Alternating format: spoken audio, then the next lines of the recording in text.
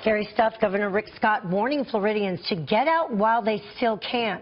As we wait an update from Broward County on Hurricane Irma preparations, the Category 5 storm barreling through the Caribbean, and we're now learning that 3 people have died in Puerto Rico. Joining us now on the phone from Puerto Rico is Captain Eric King. He's commanding officer of Coast Guard Sector San Juan. Thank you very much for joining us. Hi, good morning. So you just heard us say we now have reports that 3 people in Puerto Rico have died. There are, 3.4 million people there. We had reports 1 million people are without power. What are conditions like right now? So conditions on the island of Puerto Rico, where we are at inland by about 10 miles, we positioned our forces away from our downtown location in Old San Juan. Both locations have lost power, and we're on generator power for the Coast Guard forces at this time. Yeah, I also saw that 14 hospitals are using generators after losing power. What is the Coast Guard doing to help?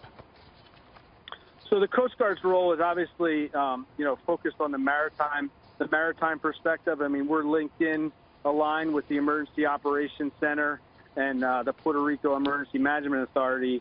But primarily focused on the maritime commerce, and facilitating any search and rescue that would need to happen on the island of Puerto Rico as well as the Virgin Islands. Have you seen any of the damage from the U.S. Virgin Islands? I know people online, also for Puerto Rico, saying that they're not getting a lot of coverage from those areas, but I know that communication is limited with some of those islands right now. Yeah, certainly the communication infrastructure has been impacted. Fortunately, I mean, we're able to have some cell coverage and able to communicate amongst ourselves. I think our largest concern remains St. Thomas and St. John and the northern coasts of Puerto Rico. Mm-hmm. The geography down here with islands, obviously people are aware of that, but there's ferry systems that are used to really move a lot of the population around. And so one of our major focus areas is certainly ensuring that we can get those ferries back operational to move first responder personnel in between all the islands to support the population. Yeah, unfortunately, I mean, I have some friends down there in St. Thomas, and I was trying to reach them today, and there's no phone service. I spoke with them before Irma hit, and a lot of people definitely stayed behind on those islands, so I hope that they're okay. What equipment do you have to help out?